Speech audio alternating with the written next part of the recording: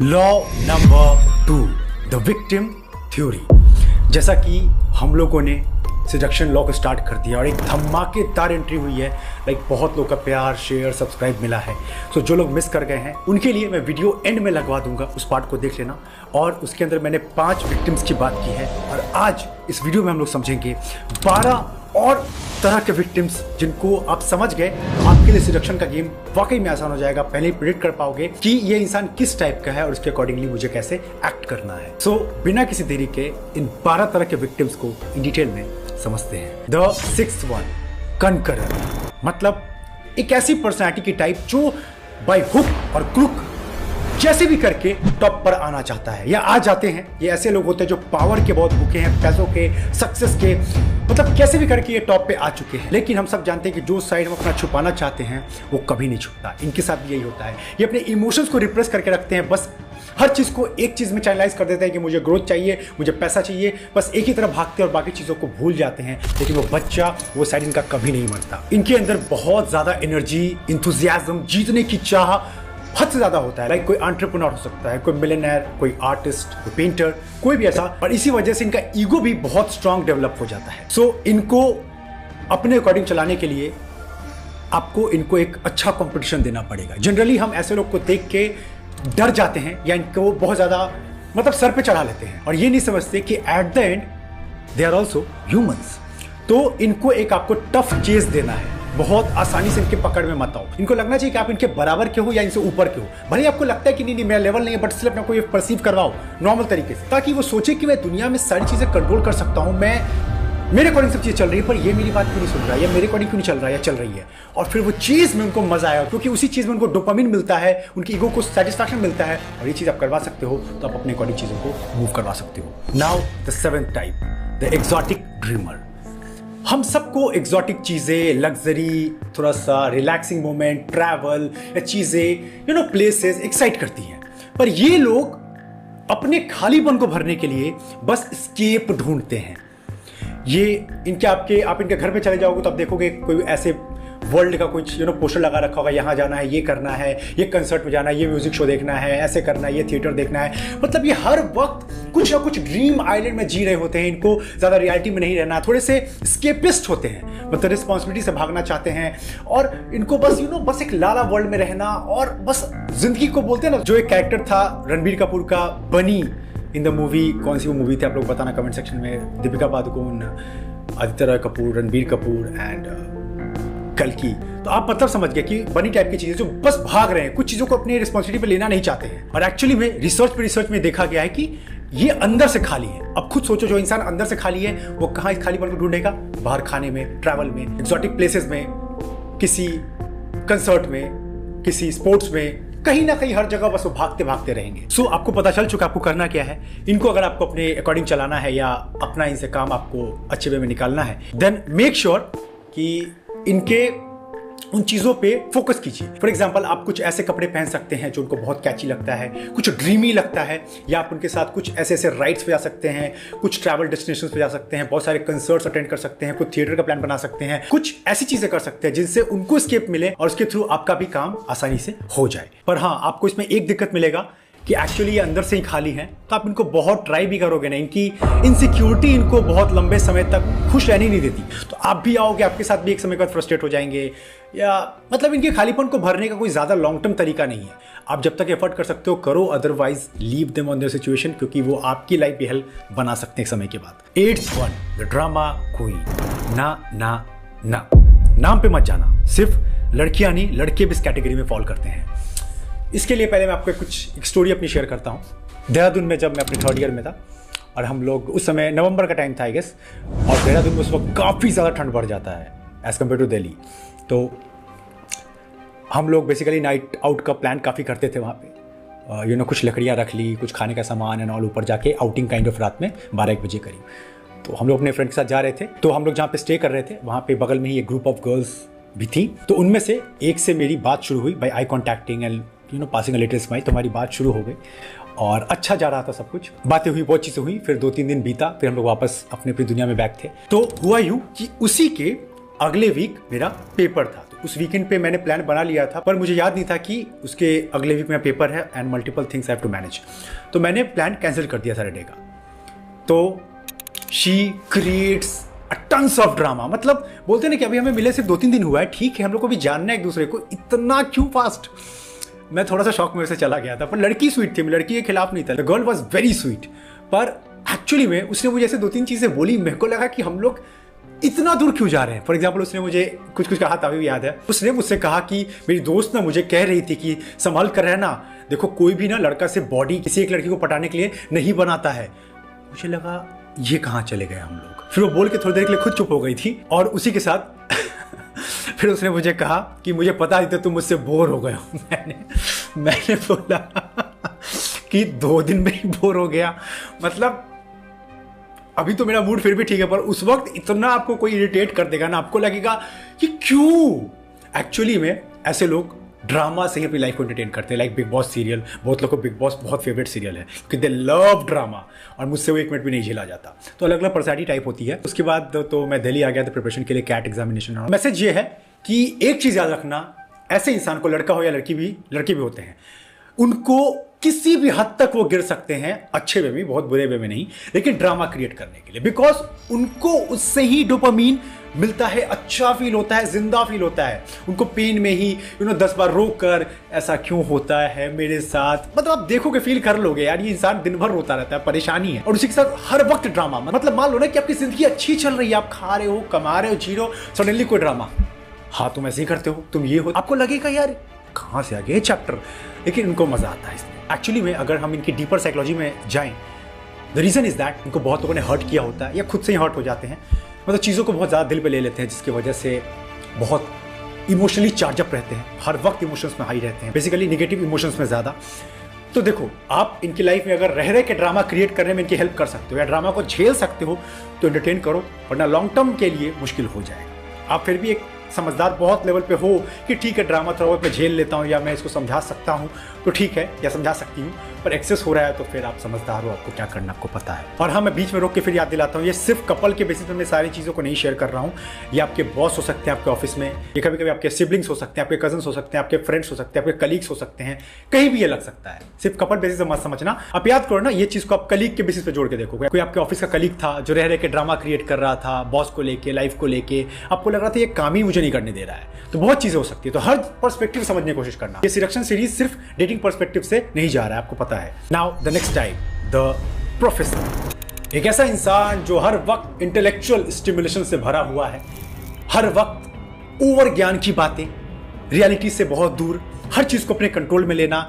मतलब आपको लगेगा कि ये है बहुत वाइज, ऊपर से बहुत वाइज है, लेकिन चूंकि ये अनकॉन्शियस मोस्टली होते हैं। अगर कॉन्शियस है तो अलग बात है, कॉन्शियसनेस तो आपको एक नेक्स्ट लेवल का इंसान बना देती है, लेकिन अनकॉन्शियस वे में ये अपने आप को सुपीरियर फील करवाना चाहते हैं। हर वक्त चाहते हैं कि मैं जहां रहूं टॉप पे फील करूं, और इनको अपनी इंटेलेक्चुअलिटी को शो करके ही स्टिमुलेशन का फील आता है।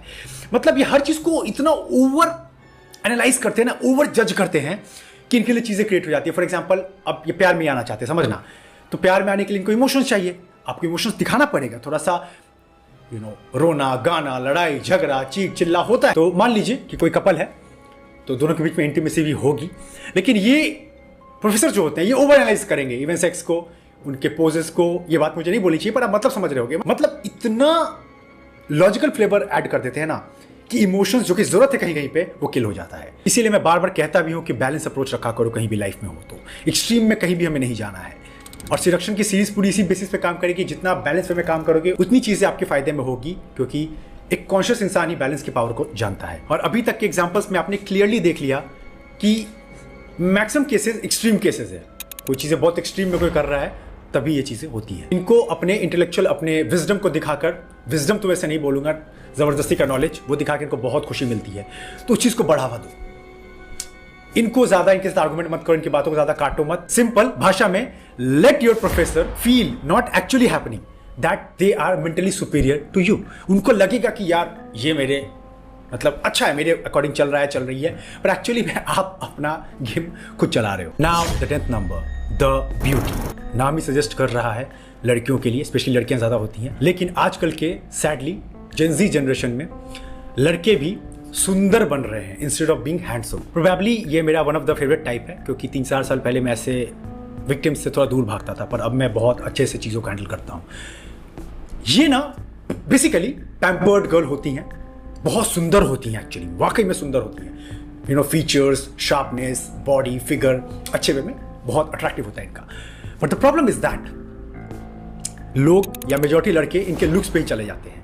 तो इनके साथ जनरली 2 तरह की चीजें होती हैं। मतलब मैन इनको बेसिकली 2 ही तरीके से देखते हैं। पहला, आप समझ गए होंगे, मतलब ऑब्जेक्ट ऑफ सेक्स डिजायर, उसको पूरा करने के लिए। या सेकंड, ऐसे टाइप के लड़के होंगे या मैन होंगे जो इनसे डर जाते हैं, इनकी ब्यूटी से डर जाते हैं, दूर रहते हैं, छुप छुप के देखेंगे, तारीफें करेंगे, बट सामने आने से डरेंगे।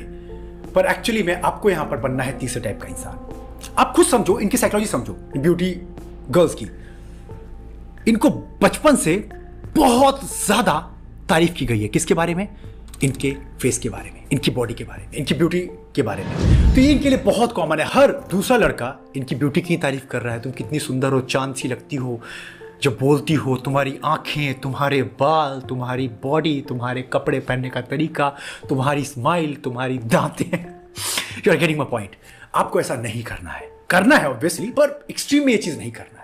ये उनके लिए बहुत कॉमन है, और हम as a human psychological level चीजें जानते हैं। जो चीजें बहुत कॉमन होती है उसकी वैल्यू नहीं होती। तो आपको ऐसे केस में एक ब्यूटीफुल लड़की की, जो जनरली लड़कियां ही होती हैं, उनके इंटेलेक्चुअल, उनके दिमाग की, उनके कुछ ऐसे फीचर्स की तारीफ करो जो कभी भी किसी ने नहीं किया या बहुत रेयरली कोई करता है। मे बी बहुत, जब वो बोलती हैं बहुत स्मार्टली कम्युनिकेट करती हैं, जब वो सुनती है बहुत पेशेंसली सुनती हैं, जब भी कोई आर्गुमेंट होता है बहुत पेशेंसली वो डील करती है। मतलब ऐसी चीजें जो कोई उनके बारे में बात नहीं कर रहा है, सिर्फ बाल, हेयर, स्माइल, सब इसी के बारे में बात कर रहे हैं। पर हाँ, कॉशन, इसमें यह मत भूल जाना कि आपको इनकी बॉडी की तारीफ, या जिनके लिए जानी जाती है उनकी तारीफ करना नहीं भूलना है, पर साथ में इनके सोल को भी नरिश करो जो कोई नहीं देख रहा है। अगर आप ये सही से कर सकते हो, then with my personal experience she will never forget you. अगर आप सीरियसली किसी सुंदर लड़की के साथ, या वाकई में आप फील करते हो कि she is beautiful as well as witty, मतलब अच्छे वे में विटी है, थोड़ी नॉलेजेबल है, समझदार है, और आप चीज़ों को आगे लेके जाना चाहते हैं उनके साथ, तो उनके इंटेलेक्चुअल चीज़ों को भी बढ़ावा दें। उनकी ऐसी चीज़ों पे नोटिस करें या उनकी तारीफ करें जो कोई नहीं कर रहा है, जो कोई नहीं अप्रिशिएट कर रहा है। क्योंकि उनकी बॉडी नीड्स के पीछे तो हर एक लड़का भाग रहा है। डीएम में हिट कर रहा है, कैसे भी मेरे साथ डेट पे चल लो, मिल लो, पर आप ऐसा नहीं कर रहे हो। आपको पता है कि जो चीज़ आपकी है वो आपको मिल जाएगी, but the game is first of all understand her real picture that no one is going through. और बाय द वे, सुंदर लड़कियां जो भी मेरे वीडियोस यहाँ देख रही हैं वो रिलेट कर पा रही होंगी। अगर ऐसा है तो कमेंट सेक्शन में जरूर बताना आप लोग। पर हाँ, एक डाउन साइड है कि चूंकि ये बहुत ब्यूटीफुल होती हैं, हर वक्त अटेंशन में रहती हैं और बचपन से रही हैं, तो इनको हर वक्त ये अटेंशन चाहिए, तो आपको देना पड़ेगा। कैसे करो वो आप स्मार्ट हो, अभी तक आप समझ गए होंगे। Now the 11th one, the ageing baby. देखो, हम सब समय के साथ बड़े होते हैं, जवान होते हैं, बूढ़े होते हैं, मरते हैं, लेकिन कुछ लोग बूढ़े होना ही नहीं चाहते, डेथ को एक्सेप्ट करना ही नहीं चाहते। वो चाहते हैं कि मैं ऐसा ही हूं, मैं ऐसे ही रहना चाहता हूं, मुझे ऐसे ही छोड़ दो। तो ऐसे टाइप के जो लोग होते हैं वो अपने 20s में बहुत चार्मिंग लगते हैं। हमेशा लाइव, सबको खुश करके चलना, सबकी गुड बुक में रहना, अच्छा फील करना। 30s भी इनका अच्छा जाता है, लेकिन 40s के बाद आपको रिस्पॉन्सिबिलिटी तो लेनी पड़ेगी अपनी लाइफ की, और ये रिस्पॉन्सिबिलिटी से बहुत ज़्यादा भागते हैं। इनको हर वक्त बच्चा रहना है, हर वक्त अलाइव, जिंदा, ट्रैवल, मस्ती, टाइम पास, खाना, इसी में जीना है। लेकिन लाइफ आपको रियलिटी चेक्स देती है। तो इसी की वजह से ये दुनिया से हेट करने लगते हैं, अपने में ही रहने लगते हैं, और ऐसा समझते हैं कि दुनिया बहुत ही एक खराब जगह है, मुझे अपने जैसा ही रहने दो, अपने जैसे ही लोग ढूंढने दो। तो ऐसे विक्टिम्स के साथ आपको याद रखना है कि आपको दूसरा एजिंग बेबी नहीं बनना है, इनके जैसा बिहेव नहीं करना है। आपको एक बैलेंस अप्रोच लेके चलना है, थोड़ा सा मैच्योर, थोड़ा सा इनकी बातों को वो क्या कहते हैं, हाँ में हाँ मिलाना नहीं कहेंगे एग्जैक्टली, पर इनके चीज़ों को काटना नहीं, इनके साथ अलाइव फील करना, इनको वही देना जो ये लुकआउट कर रहे हैं, इनको फील करवाना कि ठीक है, आप अभी एजिंग बेबी हैं, आप बूढ़े नहीं हुए हो या नहीं हो रहे हो, आपके लिए अभी दुनिया जिंदा है। और बीच बीच में एक सडन झटका सा देना, मतलब थोड़ा पंच देना कि नहीं, थोड़े बड़े भी हो। तो इस तरह इनको फील होता है कि कोई मुझे पेरेंट की तरह डांट भी रहा है, अच्छे से कंट्रोल भी करना चाह रहा है और अच्छे से समझा भी रहा है, पर पूरी तरीके से कंट्रोल नहीं करना चाहता है। मतलब ऐसा समझो ना, कोई बच्चा है 4-5 साल का है, तो उसको कभी कभी डांट दिया, कभी कभी बहुत उसके यूथफुल स्पिरिट को बढ़ावा दिया खेलते हुए, और भागो भागो, स्विम करो, जो भी कर रहे हैं उनमें हाँ में हाँ मिलाना, उनके सपोर्ट करना, पर कभी कभी डांटना कि नहीं गलत है, रुको, इससे ज़्यादा नहीं करना।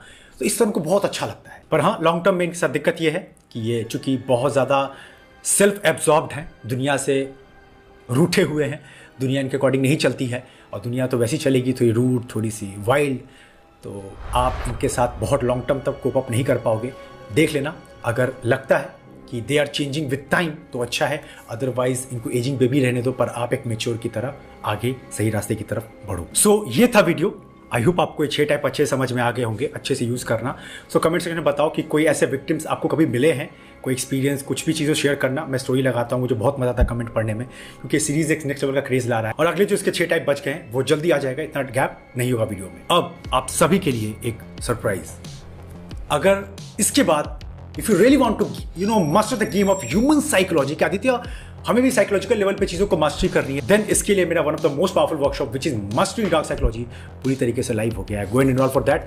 आप ये समझोगे कि और डीपर साइकोलॉजी, ह्यूमन के कुछ सीक्रेट जो कभी बताते नहीं, आप उनको देखते कैसे पहचान सकते हो, उनके मूव्स को प्रिडिक्ट कर सकते हो, चुन सकते हो किसको दोस्त बनाना है, किसके साथ डेट पे जाना है, किसके साथ लॉन्ग टर्म बिजनेस करना है, सारी चीज़ें बिल्कुल क्लियर हो जाएगी। और उसी के साथ एक और मोस्ट पावरफुल वर्कशॉप जो सबके लिए नहीं है, really sorry, which is the dangerous you. सबके वीडियोस में लगवा देता हूँ, वीडियोस चेक कर लो, फिर डिसाइड करना कि जाना है या नहीं। और उसी के साथ एक और वर्कशॉप है which is the time management की mastery, which is the productive Buddha. एक और वर्कशॉप लाइव हो रहा है, how to earn your first lakh per month. दिन रात आप ही लोग के ग्रोथ के लिए मेरा काम चल रहा है और आप लोग इसका एडवांटेज नहीं लोगे through my workshops and videos, तो आपका ही लॉस है। कोई भी हेल्प हो, rebels university ak@gmail.com always open है। ऐसी सीखो, आगे बढ़ो। मिलते हैं लॉ नंबर 3 के साथ जल्दी।